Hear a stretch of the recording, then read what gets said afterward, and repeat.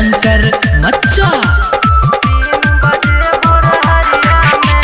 भोरे भोरे मंदिर सजेबै जेबै बाबा दुआरिया में, हे यो जेबै बाबा दुआरिया में, हाँ बाबा के दुआरिया में। विश्वकर्मा बाबा के कलश भरेबै 3 बजे भोरहरिया में। विश्वकर्मा बाबा के कलश भरेबै 3 बजे भोरहरिया में। विश्वकर्मा बाबा के कलश भरेबै 3 बजे भोरहरिया में।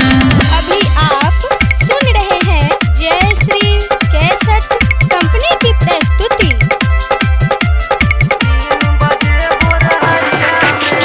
बाबा के महिमा पार यो भैया, बाबा के महिमा पार।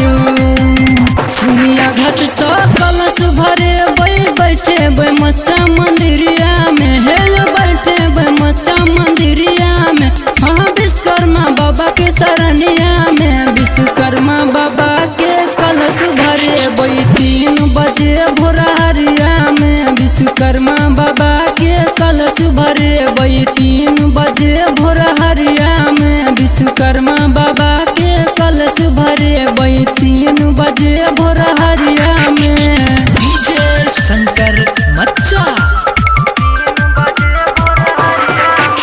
बाबा के महिमा पार यो भैया, बाबा के महिमा पार।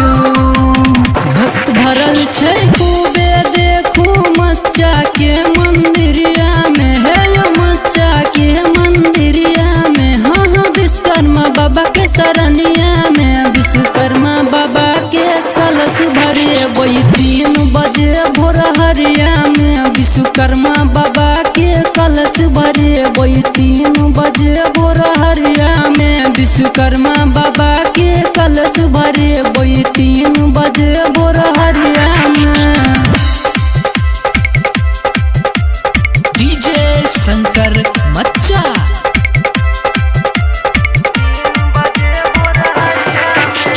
बाबा के महिमा पार यो भैया, बाबा के महिमा पार।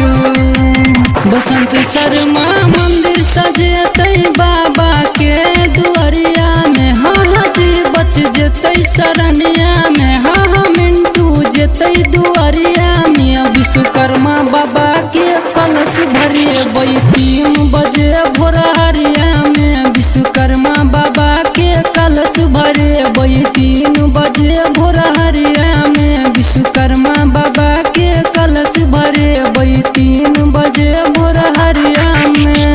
भोरे भोरे मंदिर सजेबै जेबै बाबा दुआरिया में, हे यो जेबै बाबा दुआरिया में, हाँ बाबा के दुआरिया में। विश्वकर्मा बाबा के कलश भरेबै 3 बजे भोरहरिया में। विश्वकर्मा बाबा के कलश भरेबै 3 बजे भोरहरिया